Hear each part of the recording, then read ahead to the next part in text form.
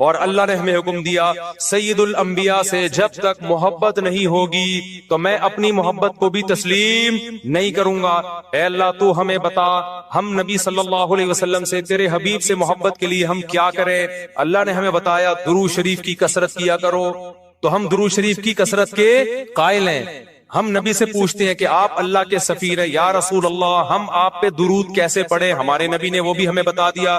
فرمایا جب دور ہو تو اللہم صلی علی محمد یہ والے درود پڑھا کرو, فرشتے مجھ تک پہنچا دیں گے. اور جب میری قبر پہ آ کے پڑھا کرو تو الصلاۃ والسلام علیک یا رسول اللہ میں ڈائریکٹ تمہارے درود کو سن لیتا ہوں. تو ہمارے پاس اس بارے میں بھی ہدایات کیا ہیں؟ واضح ہدایات ہیں. اور درود پڑھنے سے عقیدہ توحید مضبوط ہوتا ہے. کیوں؟ درود اصل میں دعا ہے اللہ سے. کس کے لیے؟ پیغمبر کے لیے. اس میں اور عقیدہ بنتا ہے کہ بھائی پیغمبر بھی اللہ کی رحمت کے محتاج ہے, تبھی تو ہمیں کہا جا رہا ہے پیغمبر کے لیے دعائیں مانگو. ہاں ہماری دعا کے محتاج نہیں ہے, اللہ نے تو ویسے بھی پیغمبر پہ رحم کرنا ہے, لیکن ہم انگلی کٹا کے اپنا نام شہیدوں میں لکھوا لیتے ہیں. تو ہمیں اللہ نے اپنے حبیب سے محبت کے اظہار کا یہ موقع دے دیا. ہم جب پیغمبر سے پوچھتے ہیں یا رسول اللہ ہر عبادت کے لیے کوئی خاص وقت ہوتا ہے جس میں اس عبادت کی فضیلت بڑھ جاتی ہے. روزہ عام دنوں میں رکھو 10 روز 3 روزوں کا ثواب 10 نیکیوں 10 روزوں کا ثواب, رمضان میں رکھو گے تو ثواب بڑھ جائے گا. تو یا رسول اللہ ہم آپ پہ جب درود پڑھیں تو کوئی ایسا دن ہے کوئی ایسا ٹائم ہے جس میں درود پڑھنے سے ہمیں ثواب زیادہ ملے گا؟ آپ صلی اللہ علیہ وسلم نے فرمایا ہاں جمعے کے دن درود پڑھنے کا ثواب حدیث کا مفہوم ہے عام دنوں سے زیادہ ہے. اس لیے ہمارے جتنے بھی اکابر ہیں وہ جمعے کے دن درود شریف کی کثرت کیا کرتے تھے. یا رسول اللہ آپ اللہ کے حبیب ہیں, اللہ نے قرآن میں حکم دیا ہے من یطع الرسول فقد اطاع اللہ, جو پیغمبر کو فالو کرے گا پیغمبر کی بات مانے گا وہ ایسے ہی ہے جیسے اللہ کی. تو آپ ہمیں بتائیے درود شریف ہم نے بلند آواز سے پڑھنا ہے یا آہستہ آواز سے؟ ہمارے نبی نے ہمیں تلقین کی کیسے؟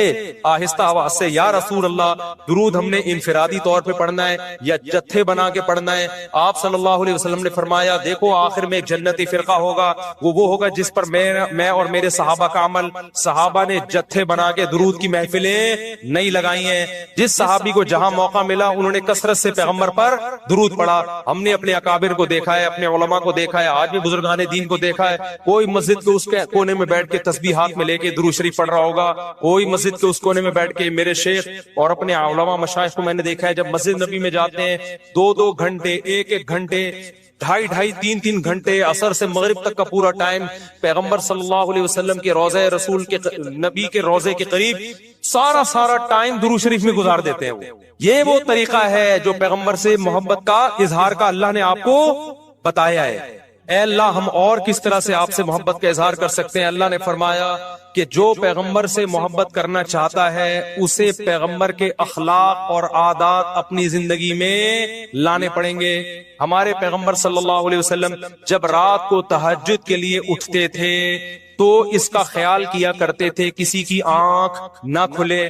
جب رات کے وقت آپ گھر میں تشریف لاتے اتنا آہستہ آواز سے سلام کرتے کہ جو جاگ رہا ہے وہ جواب دے دے, جو سو رہا ہے اس کی آنکھ نہ کھلے. لیکن ہم پیغمبر سے محبت کا اظہار کیسے کرتے ہیں؟ موبائلوں کے سگنل کیا ہو گئے؟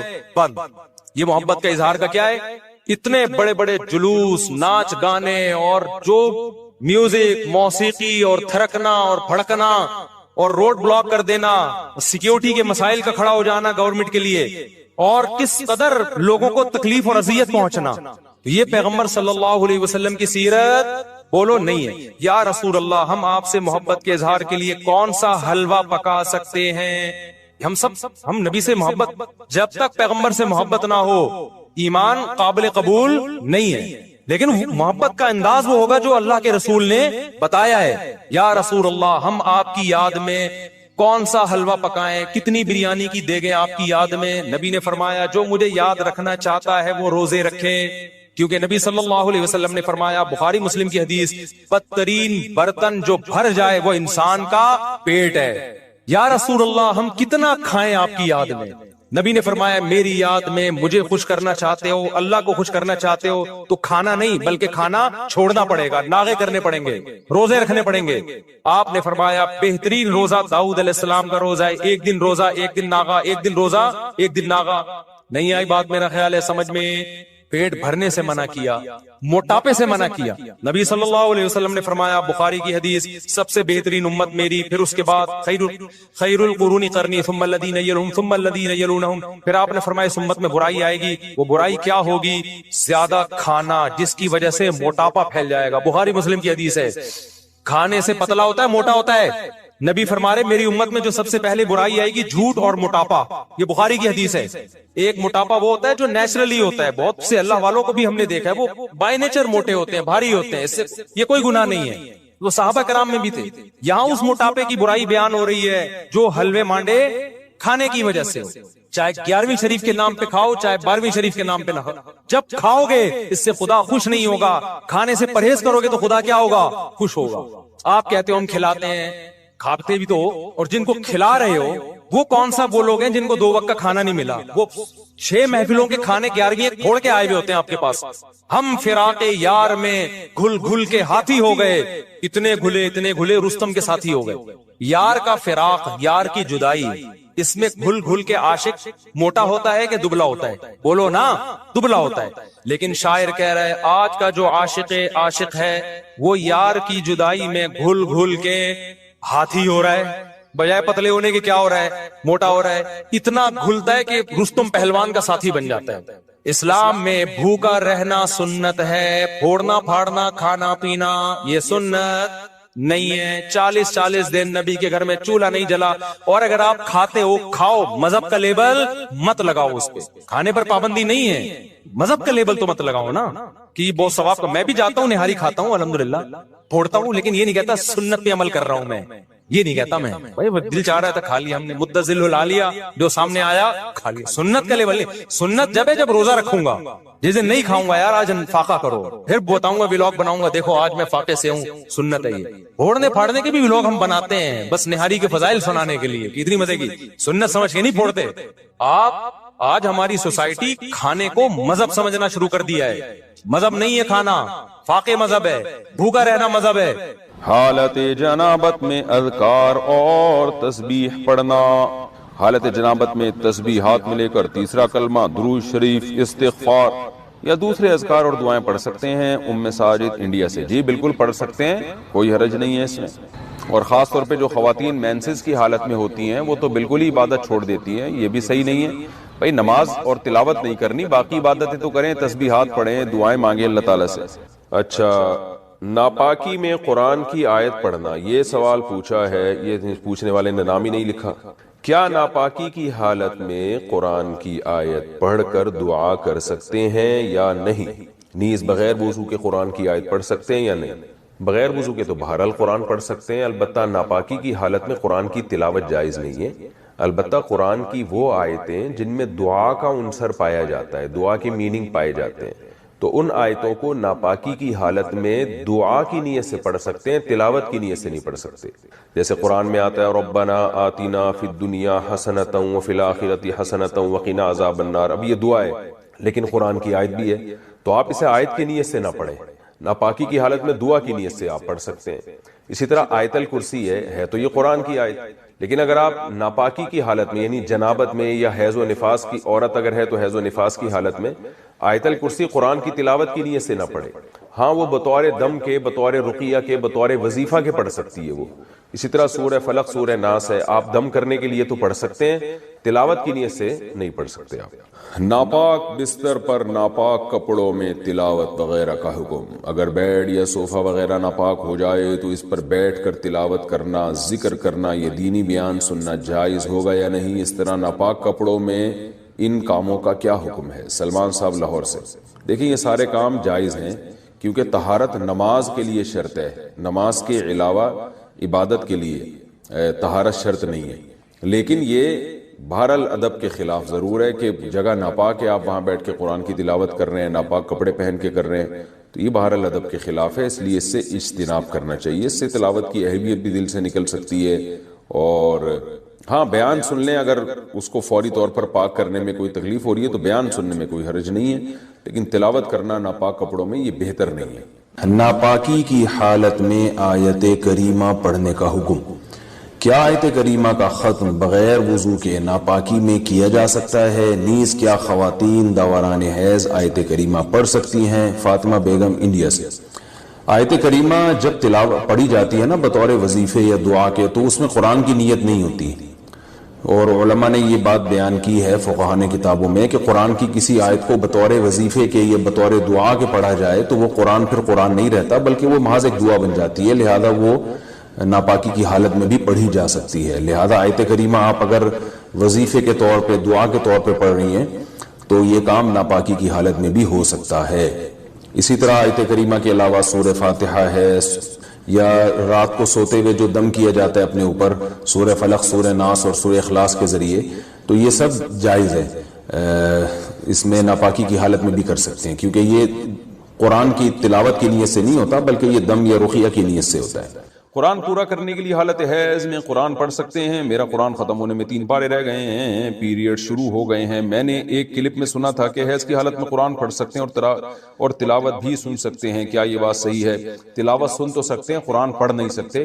اس بارے میں میرا کلپ موجود ہے یوٹیوب پہ، محترمہ ڈاکٹر فرحت ہاشمی کا ایک ان کے حوالے سے ایک بات چلی تھی، اور جو ان کی اکیڈمی میں کام کرنے والی خواتین ہیں انہوں نے ایک فتوے کو وائرل کیا تھا جس میں یہ بتایا گیا تھا کہ حالت حیض میں بھی عورت قرآن کو ہاتھ لگا سکتی ہے۔ اس پر میں نے کلپ ریکارڈ کروایا تھا، تو میں محترمہ ڈاکٹر فرحت ہاشمی صاحبہ کا حوالہ اس لیے دے رہا ہوں کہ میرا نام لکھ کے نا جب یہ سرچ کریں گے تو اس پہ وہ کلپ آپ کے پاس آ جائے گا، تو اس میں پہلے پورا مدلل اس پر میرا بیان ہے دلائل کے ساتھ کہ حالت حیض میں عورت قرآن کو ہاتھ نہیں لگا سکتی۔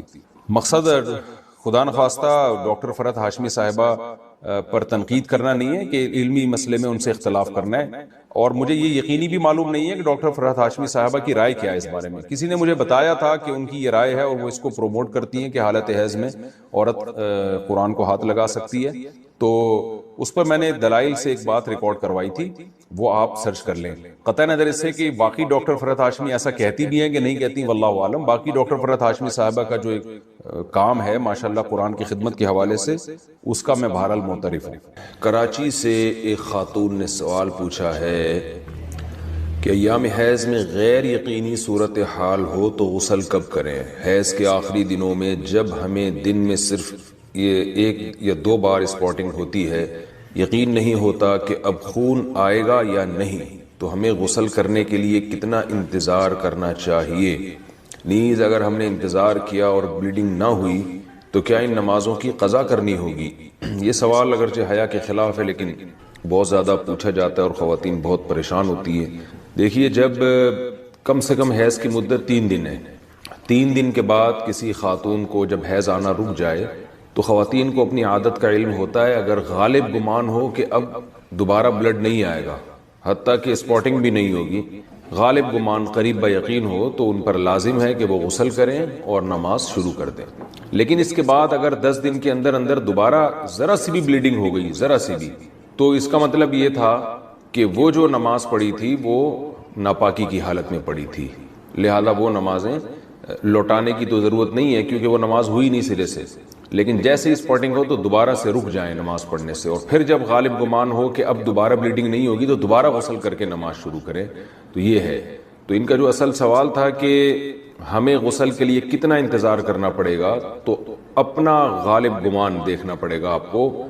جب غالب گمان ہو جائے کہ اب بلیڈنگ بالکل بھی نہیں ہوگی تو آپ پر لازم ہے کہ آپ غسل کریں اور نماز پڑھیں، اور اگر اس کے بعد یعنی غالب گمان نہیں ہے یہ بلکہ ایک تردد ہے کہ شاید ہو شاید نہ ہو، تو پھر غسل کرنا لازم نہیں ہے، کیونکہ الیقین لا یزول بالشک، یقینی چیز تھی حیض کا ہونا، اس کا ختم ہونے کا جب تک یقین نہیں ہوگا تو غسل نہیں کیا جائے گا۔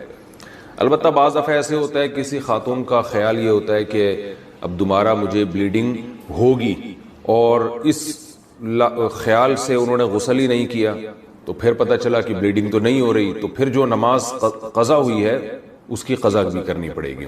خواتین کو اس کا بہت خیال کرنا چاہیے کہ جب ایام ہوں ان کے مینسز کے تو وہ نماز کی بہت زیادہ حفاظت کریں۔ قرآن مجید میں اللہ تعالیٰ کے ارشاد حافظوا علی الصلوات، نمازوں کی حفاظت کرو، محافظت، تو محافظت اسی طرح سے ہوتی ہے، اس کا خیال کرنا پڑتا ہے۔ تو فجر کی نماز اکثر خواتین کی گول ہو جاتی ہے کیونکہ وہ سوتے ہوئے میں گزر رہی ہوتی ہے اور اس دوران بلیڈنگ بند ہو چکی ہوتی ہے. تو جب خواتین کو اندازہ ہو کہ ان کے ایام حیض پورے ہو گئے ہیں, جیسے کسی کو 4 دن آتا ہے, کسی کو 5 دن آتا ہے, ایک عادت ہوتی ہے ہر عورت کی, تو 4 دن جیسے آنے کی عادت ہے, تو 4 دن کے بعد پھر ان پر لازم ہے کہ وہ صبح صادق کے وقت اٹھ کر دیکھیں کہ ہمیں بلیڈنگ آ رہی ہے یا بند ہو گئی ہے. ایسا نہ ہو کہ سوتے سوتے میں نماز ہی قضا ہو جائے.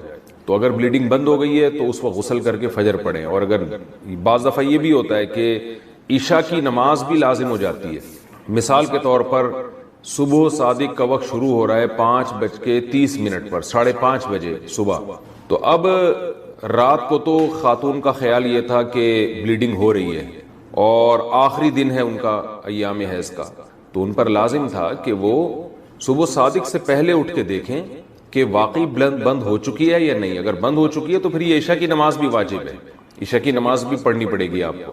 تو بعض خواتین بالکل اس میں غفلت سے کام لیتی ہیں. میں یہ نہیں کہہ رہا کہ ابھی بلیڈنگ شروع ہوئی ہے تو رات کو دوبارہ ہر رات کو اٹھ کے دیکھنا شروع کریں کہ بلیڈنگ ہے یا نہیں ہے. تو جو عادت ہے وہ اس کو تو گزرنے دیں, 3 یا 4 دن کی کسی کو عادت ہے, کسی کو 5 دن کی عادت ہے, لیکن جس دن یہ احتمال شروع ہو جائے کہ اب بلیڈنگ رک سکتی ہے تو اس دن عشاء کی نماز اور فجر کی نماز میں خاص طور پر خیال کریں, کیونکہ یہ 2 نمازیں سوتے میں گزر جاتی ہیں. نماز کی ہر رکعت میں سورہ اخلاص پڑھنا. فرض نماز میں ہر رکعت میں سورہ اخلاص پڑھ سکتے ہیں. خلیفہ شاہ نیو یارک سے پڑھ سکتے ہیں, نماز ہو جائے گی. حدیث میں آتا ہے ایک صحابی نماز میں بار بار سورہ اخلاص پڑھتے تھے. آپ نے ان کو بلا کے پوچھا, انہوں نے کہا مجھے اس سے محبت ہے, تو آپ نے ان کو جنت کی بشارت دی.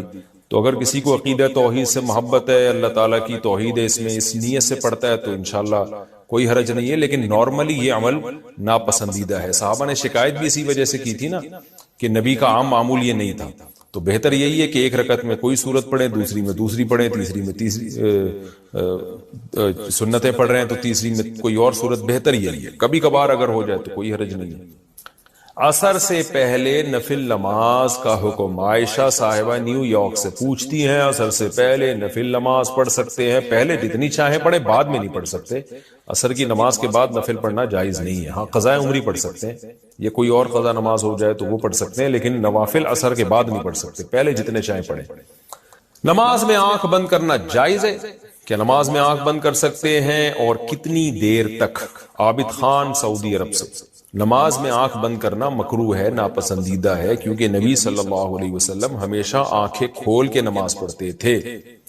تو اس لیے بہتر یہی ہے کہ نماز میں آنکھ کھول کے نماز پڑھیں آپ. اندھیرے میں نماز پڑھنے کا حکم. اندھیرے میں نماز پڑھنا ممنوع ہے یا نہیں؟ عثمان غنی آئی لینڈ سے. کوئی ممنوع نہیں ہے, پڑھ سکتے ہیں. عبد الرشید صاحب راجستھان انڈیا سے پوچھتے ہیں کیا نماز میں بسم اللہ پڑھنا واجب ہے؟ کیا بسم اللہ الرحمن الرحیم نماز کی پہلی رکعت میں پڑھی جائے گی یا ہر رکعت میں پڑھنا وہ لازم ہے؟ بھائی لازم کسی رکعت میں بھی نہیں ہے, سنت ہے, بہتر ہے.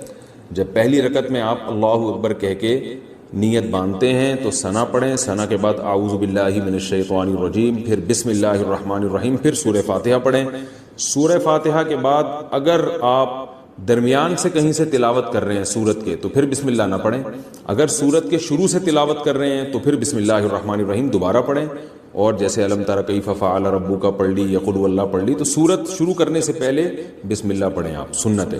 پھر جب دوسری رکعت کے لیے آپ کھڑے ہوں گے تو پھر سورہ فاتحہ سے پہلے بسم اللہ, اور پھر جب سورہ فاتحہ پڑھ کے نئی سورت شروع کریں گے تو بسم اللہ. اگر سورت شروع نہیں کرتے, قرآن کے درمیان سے پڑھتے ہیں تو پھر بسم اللہ نہ پڑھیں, کیونکہ بسم اللہ سورت شروع کرنے سے پہلے پڑھنا سنت ہے. تو چاہے سورہ فاتحہ ہو یا کوئی نئی سورت ہو, اس سے پہلے بسم اللہ عام حالات میں بھی پڑھنی چاہیے اور نماز میں بھی. ہاں سورہ توبہ جب آپ پڑھیں گے تو پھر اس سے پہلے بسم اللہ الرحمن الرحیم نہ پڑھیں آپ. لیکن یہ واجب نہیں ہے, میں نے بتایا سنت ہے, چھوٹ جائے تو کوئی گناہ نہیں ہے. کیا عشاء کے صرف 4 فرض پڑھ سکتے ہیں؟ اگر کوئی عشاء کی نماز لمبی ہونے کی وجہ سے چھوڑ دیتا ہے تو اگر وہ صرف 4 فرض پڑھ لے تو کیا اس کی عشاء کی نماز ہو جائے گی؟ اسی طرح اگر عصر کی بھی صرف 4 رکعت فرض پڑھ لے تو کیا اس کی نماز ہو جائے گی؟ کوئی گناہ تو نہیں ہوگا؟ حنا صاحبہ بہاولپور سے. جی حنا صاحبہ بالکل فرض نماز ہو جائے گی. 17 رکعتیں سوچ کے نماز ہی چھوڑ دینا عشاء کی, یہ تو بہت بڑا ظلم ہے. تو 4 فرض یہ بہت زیادہ ضروری ہیں. اگر کوئی سنتیں نہیں پڑھ رہا صرف 4 فرض پڑھ لیتا ہے تو فرض تو ذمے سے ساقط ہو گئے نا، ورنہ فرض چھوڑنا تو کبیرہ بہت بڑا گناہ ہے اسلام میں. تو کسی بھی طرح ہو فرض بہرحال پڑھے. باقی عشاء کے بعد 2 سنتیں موقدہ ہیں تو وہ بھی پڑھ لے، کیا جا رہا ہے اس میں، وہ بھی موقدہ ہیں. کبھی کبھار چھوڑ دے تو کوئی حرج نہیں ہے، لیکن چھوڑنے کا معمول بنا لینا اس میں گناہ کا خطرہ ہے. ایسا شخص قابل ملامت ہے، نبی کی سفارش شفاعت سے محروم ہونے کا خطرہ ہے. تو اس لیے 2 سنتوں کو کبھی معمول بنانا چاہیے. کبھی کبھار چھوٹ جائے تو کوئی حرج نہیں ہے، لیکن بہرحال 2 سنتوں میں اور 4 فرض میں زمین آسمان کا فرق ہے. 2 سنتوں کے چکر میں 4 فرض کبھی بھی نہ چھوڑیں. نہیں پڑھے جا رہے تو 4 فرض ہی پڑھ لیں. تو لیکن عام 2 سنتوں کا بھی معمول بنا لیں تو 6 رکعتیں عشاء کی، جس کو ہم کسی حد تک ضروری کہہ سکتے ہیں. 4 فرض تو وہ تو فرض ہیں بہرحال، اور 2 سنتیں موقدہ ہیں. وہ چھوڑنا حرام اور کبیرہ گناہ تو نہیں ہے، لیکن قابل ملامت ہے ایسا شخص جو سنتیں نہ پڑھے. اور وتر 3 رکعت وتر رہ گئے، وہ پوری رات میں کبھی بھی پڑھ لیں، وہ بھی واجب ہیں. وہ چھوڑیں گے تو گناہ گار ہوں گے. باقی عصر سے پہلے 4 رکعتیں پڑھنا وہ سنت ہے، وہ لازمی نہیں ہے. پہلے سوال ہے جی محمد صاحب انڈیا، محمد صاحب کی طرف سے جو انڈیا سے ہیں، کیا نماز میں نیت کے لیے یہ کہنا ضروری ہے کہ میں 4 رکعت فرض نماز پڑھ رہا ہوں، منہ میرا کعبہ شریف کی طرف، امام صاحب کے پیچھے، یا دل میں ہی پتا ہو کہ آپ 4 رکعت فرض پڑھ رہے ہیں تو یہ بھی کافی ہوگا؟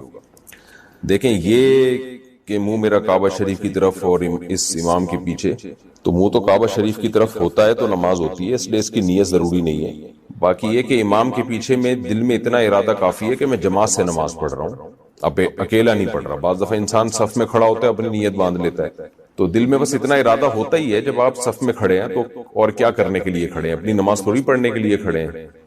تیسرا مسئلہ یہ کہ 4 رکعت فرض پڑھ رہا ہوں، 2 رکعت فرض پڑھ رہا ہوں، یہ نیت لغو ہے.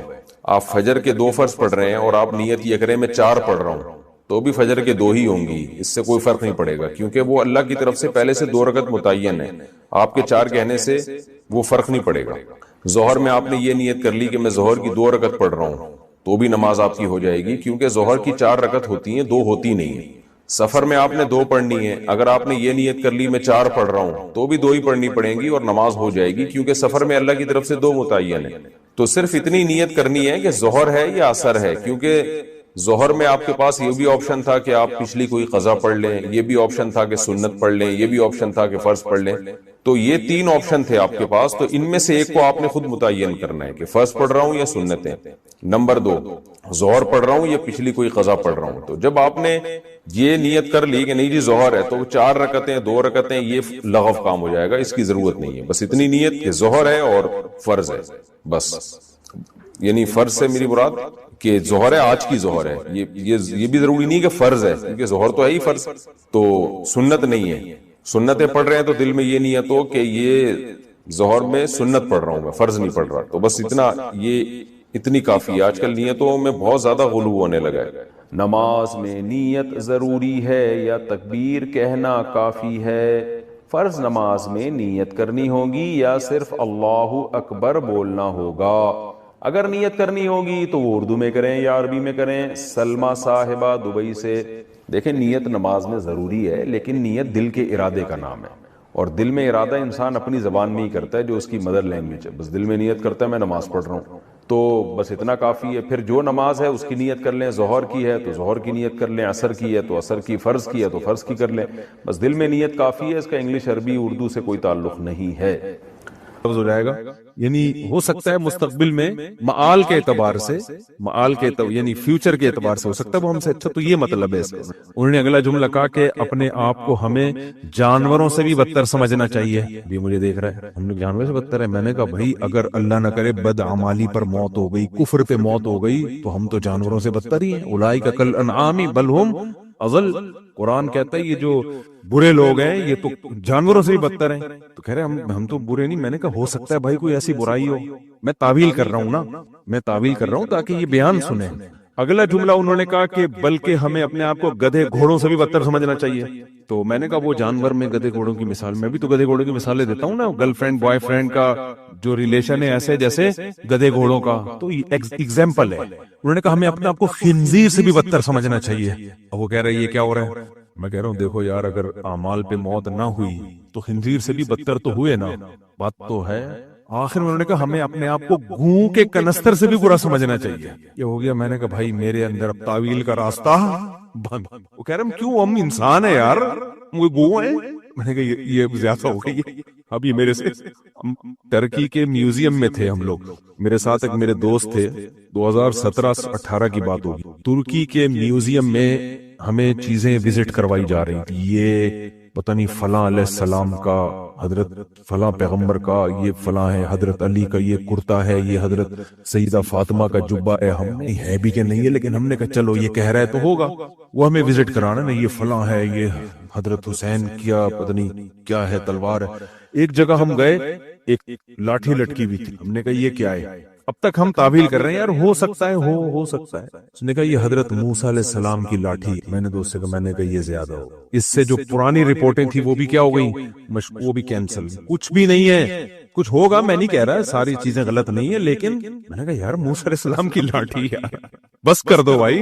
تو پھر لطیفہ یاد آتا ہے مجھے. وہ ایک آدمی کہنے لگا کہ دو پھینکو بیٹھے ہوئے تھے نا، ایک نے کہا ہمارے دادا کا اتنا بڑا استبل تھا، اس میں گھوڑا اگر 500 سال بھی دوڑتا نا وہ استبل ختم نہیں ہوتا. اس نے کہا بھائی میرے دادا کے پاس اتنی بڑی لاٹھی تھی، یہیں سے بیٹھ کے چاند سورج کی سیٹنگ کرتے رہتے تھے بیٹھ کے نا. لاٹھی سے یہ والا ستارہ ادھر لے جاؤ، یہ والا ستارہ ادھر لے. سامنے والے بولا بھائی اتنی بڑی لاٹھی تیرے دادا رکھتے کہاں تھے؟ جھوٹ بول رہے، کہہ رہے تیرے دادا کے استبل میں رکھتے تھے. وہ کہاں رکھتے تھے؟ تیرے دادا کے استبل میں. یہ جو بتا تھا یہ منہ مبارک کے نام پہ اتنا جھوٹ بولا جاتا ہے. ہر سال کہیں نہ کہیں ربیع الاول میں منہ مبارک کی زیارت ہو رہی ہے. خدا کے بندو، جیسے نبی کی پر جھوٹی بات منسوب کرنے کے بارے میں نبی نے فرمایا من کذب علی متعمدا فلیتبوأ مقعدہ من النار، جو مجھ پہ جھوٹ باندھے وہ اپنا ٹھکانہ جہنم میں بنا لے. تو ایسے ہی نبی کی طرف کسی جھوٹی چیز کی نسبت کرنے والا بھی اپنا ٹھکانہ جہنم میں بنا لے. یہ منہ مبارک پاکستان میں کس کے پاس کہاں سے آ گیا بھائی؟ تیرے پاس دبئی میں زیارت ہو رہی ہے، ہر چھٹے آدمی کے پاس منہ مبارک کے نام پہ لوگوں کو بیوقوف بنا رہا ہوتا ہے وہ. تو یہ ایسا نہیں ہے، کوئی بھی ایسا کہے نا منہ مبارک ہے، نہیں بھائی کوئی سند نہیں ہمارے پاس اس کی کہ یہ نبی صلی اللہ علیہ وسلم کا کہ بال مبارک ہیں. جھوٹی خبریں ہیں اس بارے میں. تو میں کیا بات کر رہا تھا، پھر دائیں میں نکل گیا. ہاں تو وقار الگ، وہ جو تواضع ہے نا، ہم گوں کے کنستر سے بھی. اب مسئلہ یہ ہے کہ مجھے بھی اب ہنسی آنے لگی کہ یار یہ زیادہ ہو گئی. اب میں نے کہا یار اتنی پروقار محفل ہے اور مجھے ہنسی آئے گی اور پھر لوگ بولیں گے مفتی طارق مسعود صاحب ہو کے ہنس رہے ہیں بیان میں. میں نے بڑی مشکل سے سب خیر جب میں باہر نکلا تو پھر میں کھلکھلا کے ہنسا ہوں. میں نے کہا یار یہ تواضع کی سپرلیٹو ڈگری ہے. ہوں کا کنستر بھی میں نے کہا یار زیادہ ہو گئی ہے بھائی. تو تواضع الگ، تواضع کس کی کیفیت کا نام ہے؟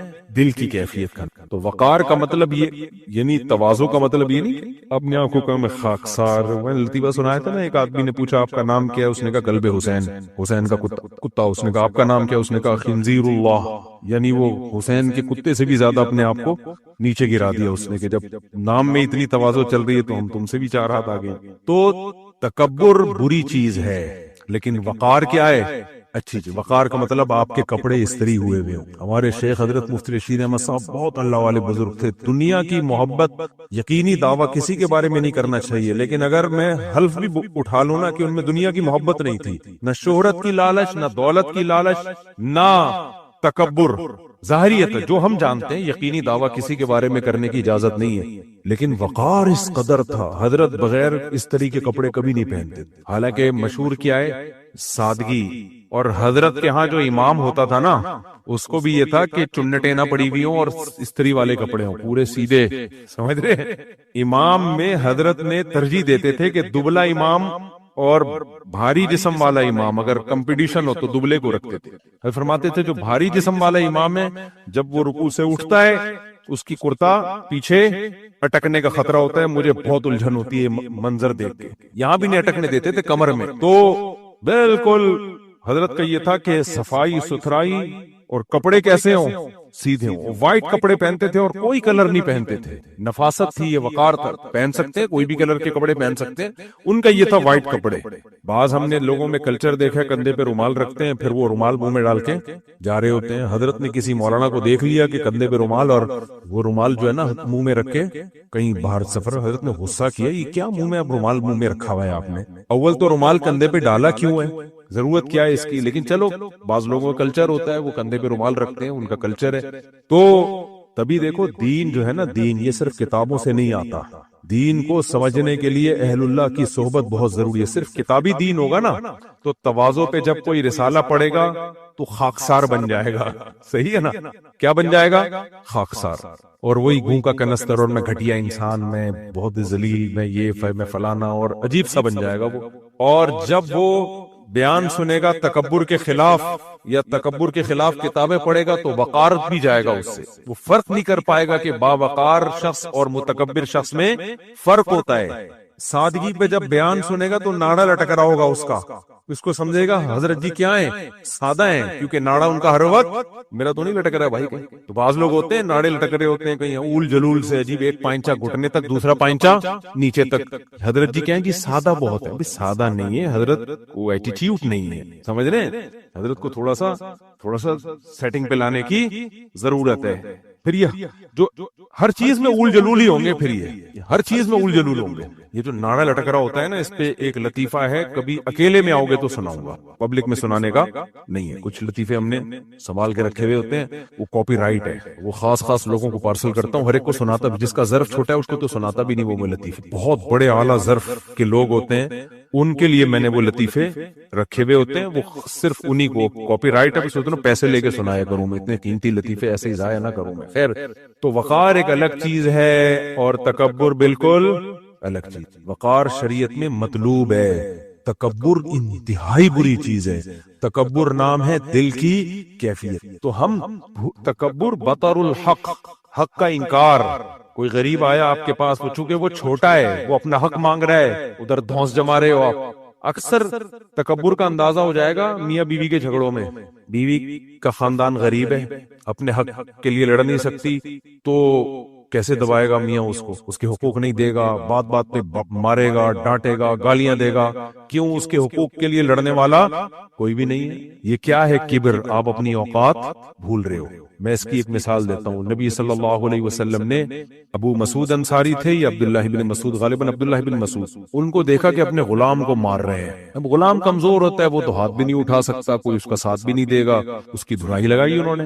نبی صلی اللہ علیہ وسلم نے دیکھ لیا، آپ نے فرمایا اللہ اقدر علیک منک علیہ.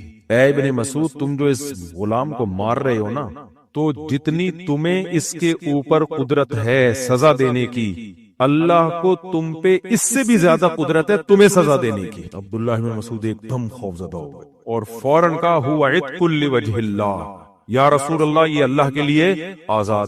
غلام آزاد کرنے کا مطلب پتہ ہے کیا ہے؟ اس زمانے میں کسی کے پاس 0 میٹر لینڈ کروزر ہو کروڑوں روپے کی، اور وہ اٹھا کے کسی کو گفٹ کر دے، یہ مطلب ہوتا تھا غلام آزاد کرنے کا. غلام سے زیادہ قیمتی چیز اس زمانے میں کوئی بھی نہیں تھی، کیونکہ انسان ہے جو آپ کو اس پر ملکیت ہے، 100% آپ کے کنٹرول میں ہے. غلام جو کمائے گا وہ مولا کا ہوگا. سمجھ رہے؟ غلام کا جو تصور ہے نا، جو کچھ کمائے گا تو وہ مالک اس کا کون ہے؟ اس کا مالک وہ ہے جو غلام کا مالک ہے. اس کی گردن جکڑی ہوئی ہے غلامی کے توق میں، اس کی اپنی کوئی حیثیت نہیں ہے. مالک کے ذمہ صرف یہ ہے کہ اس کے کھانے پینے کا انتظام کرے، سارے کام وہ کرے گا بغیر تنخواہ کے. یہ مطلب تھا غلام کا. تو جب آپ غلام، خادم الگ چیز ہے، ملازم الگ چیز ہے. ملازم غلام نہیں ہوتا، سمجھ رہے ہیں؟ ملازم سے تو ایک ایگریمنٹ ہوتا ہے نا کہ آپ نے جاب کر رہے ہیں، اتنی تنخواہ ہے، وہ جب چاہے جاب چھوڑ کے چلا جائے. غلام کا مطلب وہ نہیں چھوڑ کے جا سکتا کچھ آپ کو جب تک آپ اس کو آزاد نہ کریں. کروڑوں روپے کی ملکیت ہے وہ. اور عبداللہ بن مسعود تو تھے بھی مسکین اور غریب صحابی، تو اتنا خوفزدہ ہو گئے، فرمایا یا رسول اللہ ہوا عتق لوجہ اللہ، یہ اللہ کی رضا کے لیے کیا ہے؟ آزاد. کیونکہ میں ڈر گیا ہوں. تو اس سے پتہ چلتا ہے بعض دفعہ طاقتور کمزور کے ساتھ ظلم زیادتی کر رہا ہوتا ہے. کیوں؟ اس لیے کہ طاقتور اپنی اوقات بھول جاتا ہے. وہ بھول جاتا ہے کہ بھائی ہم سے بھی کوئی ہے جو ہمیں بھی سزا دے سکتا ہے، ہمیں ٹرک کے نیچے لا کے مار سکتا ہے، ہمیں کسی وائرس کے ذریعے ہلاک کر سکتا ہے، ہمیں کسی ایسے غم میں ڈال سکتا ہے کہ جس غم سے ہم زندگی بھر نکل ہی نہ پائیں. لیکن وہ جب اپنی اوقات بھولتا ہے، وہ سمجھتا ہے میرے پاس گاڑی ہے، میرے پاس بنگلہ ہے، میرے پاس دولت ہے، تو میں ہی پاورفل ہوں، اور یہ جو کمزور لوگ ہیں میں جو مرضی کرتا رہوں ان کے ساتھ، مجھے کوئی پوچھنے والا نہیں ہے، تو اٹ مینس کہ وہ اپنی اوقات اپنے عمل سے بتا رہے کہ وہ اپنی اوقات بھول گیا. تو اللہ نے ان آیتوں میں اس کو اوقات یاد دلائی ہے کہ ایک اوقات تو سب میں کامن ہے، وہ یہ کہ غلیظ پانی سے بنایا، تو غلیظ پانی پہ تکبر بالکل بھی جچتا نہیں ہے. تو میں بزرگ کا بتا رہا تھا نا، انہوں نے بزرگ نے اس بادشاہ سے کہا کہ آپ کا ماضی یہ تھا کہ غلیظ پانی سے بنے، حال یہ ہے کہ پیٹ میں گند لے کے گھوم رہے ہو، اور مستقبل کیا ہے، ادھر جان نکلی فوراً باڈی میں اسمیل آنا. کتنے بڑے حضرت جی ہوں، کتنا بڑا آفیسر ہو، صدر ہو، وزیر اعظم ہو، فوراً لاش پہ کیڑے آنا شروع ہوتے ہیں. کتنی غلیظ گندی اسمیل. میت کو کون ورنہ گھر سے نکالتا بھائی؟ باپ اور ماں کے جنازے کون قبر میں ڈال کے آتا؟ محبت نہیں ہے کیا؟ ڈالتے، لیکن کیوں ڈال دیتے ہیں قبر میں؟ بھائی کیڑے پڑنے سے پہلے ڈال دو ان کو. اتنی بدبو ہوتی ہے نا لاش میں، اتنی غلاظت، آنکھیں پھولنا شروع ہوتی ہیں، سر پھولنا شروع ہوتا ہے، اتنی اسمیل ہوتی ہے. یہ ہمارا فیوچر ہے. تو اس کے بعد کوئی میں یہ پاگل پنے والی باتیں ہیں بھائی، پاگل پنے والی باتیں. تو تکبر کا کیسے پتا چلتا ہے؟ تکبر کیسے پتا چلتا ہے؟ کمزور کے ساتھ آپ کیا کرنا شروع کر دو؟ زیادتی. ہمارے ایک ریلیٹیو ہیں، اللہ ان کی عمر میں برکت دے، وہ آفیسر تھے، بڑے آفیسر تھے، وہ ابھی تو ریٹائر ہو گئے. تو انہوں نے ہمیشہ ان کا پھڈا ہوتا تھا اپنے بڑوں سے، یعنی جو اپنے سے بڑے آفیسر ہیں. ہم بھی دیکھتے تھے یہ، وہ کہتے تھے یار میں ہمیشہ اپنے سے بڑے سے لڑتا ہوں، اپنے ماتحتوں سے نہیں لڑتا. ایک تو بڑا وہ ہوتا ہے جو آپ کا امیر ہے، اس کی تو شریعت نے حکم دیا ہے رسپیکٹ کیا ہے، اس سے پھڈا نہ کیا ہے. جو بھی کمپنی میں آپ کا باس ہے بلا وجہ نہ لڑیں اس سے. فوج میں کوئی کسی کا آفیسر ہے یا پولیس میں، وہ تو رسپیکٹ دینے کا شریعت میں حکم ہے، آپ اس کو عزت دیں. ایک بڑے کا مطلب یہ ہوتا ہے کہ کوئی ظلم کر رہا ہے، زیادتی کر رہا ہے، اور آپ اس کا ہاتھ نہیں روک رہے، لیکن وہی کام جب کوئی چھوٹا کرتا ہے تو رکھ کے 6 چماٹ لگا دیتے ہو آپ، حالانکہ وہ چھوٹا آپ کے مکمل کنٹرول میں ہے. اس کو آپ دوسرے طریقے سے بھی سمجھا سکتے ہو. کہتے ہیں نا مرغی کو توپ سے اڑانا، سنا ہوگا نا آپ نے. وہ چھوٹا ہے، آپ اس کو آرام سے سمجھا دو گے، وہ آپ کے کنٹرول میں ہے، آپ اس کو تھوڑی سی پنشمنٹ سے بھی بات حل. لیکن اس پر تو ایسا غصہ. یہ مقولہ بھی آپ نے سنا ہوگا کہ یہ آدمی گھر میں شیر ہے اور گھر کے باہر بلی ہے. کیوں؟ گھر میں بیوی بچوں پہ اتنا روب جماتا ہے ہر وقت. بیوی بچے ڈرتے ہیں جیسے گھر میں جب یہ آیا تو کچھ چنگیز خان نے بغداد پہ دوبارہ سے حملہ کر دیا. یہ حالت ہوتی ہے. باہر کیا ہوں گے؟ بھیگی بلی. یہ وہ لوگ ہیں جن کو اپنے سے طاقتور پہ کبھی غصہ ہی نہیں آتا. ہمیشہ غصہ کس پہ آتا ہے؟ اپنے سے کمزور پہ. یہ ایک واضح علامت ہے کہ اس میں کیا ہے؟ تکبر. یہ واضح علامت ہے. علامتوں سے پتا چلتا ہے نا بھائی. ڈاکٹر لوگ کہتے، ڈاکٹروں کے بھی there are 2 types of doctors. کچھ ڈاکٹر ہوتے ہیں رپورٹیں دیکھ کے آپ کو یہ ہے، آپ کو یہ ہے، آپ کو یہ ہے، آپ کو یہ ہے. میں تو ہر طرح کے لوگوں سے واسطہ پڑتا ہے نا، ڈاکٹر کو بھی میں سمجھ گیا ہوں. کچھ ڈاکٹر ہوتے ہیں بولتے ہیں بھائی رپورٹوں کو رکھ سائڈ پہ، تو بتا ہو کیا رہا ہے تجھے. مثال کے طور پر کچھ ڈاکٹر ایسے ہیں، آپ کا کولیسٹرول LDL آیا 200 یا 160 یا 170 یا 200 آ گیا وغیرہ وغیرہ، وہ ایک دم رپورٹ پڑھ کے 3 فٹ اچھلے گا، وہ دھڑام سے اوپر جا کے دھڑام سے نیچے آئے گا. اتنا زیادہ کولیسٹرول، ایسے بس گئے. وہ کس کو دیکھ رہا ہے؟ رپورٹ بتا رہی ہے کہ آپ کا کولیسٹرول کیا ہے، بہت زیادہ. ایک ڈاکٹر یہ کہ بھئی ہے زیادہ تو آپ بیمار ہیں. ایک ڈاکٹر، دوسرے ٹائپ کے ڈاکٹر یہ ہوتے ہیں، وہ کہتے ہیں آپ کا 150 ہے یا 200 ہے. ہو گیا رہا ہے آپ کو؟ چلتے ہوئے سانس پھول رہے ہیں؟ نہیں جناب میں تو بھاگ رہا ہوں، دوڑ رہا ہوں، اچھل رہا ہوں، کود رہا ہوں. اچھا کوئی دل میں کوئی پین، کوئی کبھی کوئی مسئلہ ہوا؟ نہیں جی. پہاڑی پہ چڑھ جاتے ہو آرام سے؟ ہاں جی چڑھ جاتے ہیں. دوڑتے ہو کچھ پین تو نہیں ہوتا؟ نہیں ہوتا. اور وغیرہ وغیرہ. یعنی جتنی علامتیں تھی، بلڈ پریشر تو نہیں ہے جی، نارمل ہے. کب سے نارمل ہے؟ کئی سالوں سے نارمل ہے، اب بھی نارمل ہے. سب چیزیں فٹ فاٹ ہیں. بولتے ہیں یہ رپورٹوں سے، یہ ڈاکٹروں کی رائے. میں نہیں کہہ رہا ان میں صحیح رائے کون سی ہے، غلط رائے کون سی ہے، یہ ڈاکٹروں سے جا کے پوچھ، ٹھیک ہے نا. تو وہ کہتے ہیں کہ یہ ہونے دو، اس کی ٹینشن بولو مت لو جب کچھ بھی نہیں ہو رہا.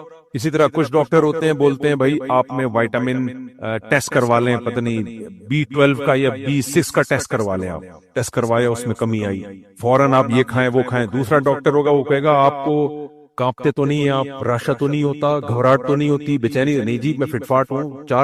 2 شادیاں کرنے کے بعد بھی گھبراہٹ نہیں ہوئی تھی. میں 4 اس لیے نہیں بول رہا کہ لوگ سمجھیں کہ شاید میں اپنی مثال دے رہا ہوں. تو ڈاکٹر کہے گا پھر کسی قسم کے ٹیسٹ کی ضرورت بولو نہیں ہے. جب علامتیں ظاہر نہیں ہو رہی ہیں تو پھر رپورٹوں پہ کچھ نہیں رکھا. یہ دونوں رائے ہیں ڈاکٹروں کی. اب اس میں صحیح کیا ہے غلط کیا ہے یہ میرا ٹاپک نہیں ہے. میں بس یہ آپ کو بتا رہا ہوں کہ دو طرح کے ڈاکٹر ہوتے ہیں. ڈاکٹروں میں بھی حنفی شافی ہوتے ہیں, صرف یہ مولویوں میں نہیں ہے. سمجھ رہے ہو نا؟ ڈاکٹروں میں دیوبندی بھی ہوتے ہیں, بریلوی بھی ہوتے ہیں, اہل حدیث بھی ہوتے ہیں. تینوں قسم کے طبقے ڈاکٹروں میں پائے جاتے ہیں. جو اہل حدیث ڈاکٹر ہے وہ بہت سخت ہوتے ہیں. وہ کہتے ہیں کہ میٹھا بالکل چھوڑ دو, روٹی چاول بالکل چھوڑ دو, یعنی کہ دنیا چھوڑ دو, بس ان کی بس نہیں چل رہا ہوتا. آپ میٹھا کتنا کھا سکتے ہو, سونگ سکتے ہو تھوڑا سا بس. کیٹو ڈائٹ کے نام پہ ڈاکٹروں کی ویڈیوز پڑی ہوئی ہیں, کیٹو ڈائٹ. آپ یہ بھی نہ, ان کا یہ نہیں ہوتا کیا کھانا ہے, یہ بھی نہ کھانا, یہ بھی نہ کھانا, یہ بھی نہ کھانا. آدمی کہتا ہے بتا دے بھائی تو کھانا کیا, خالی یہ بتا دو.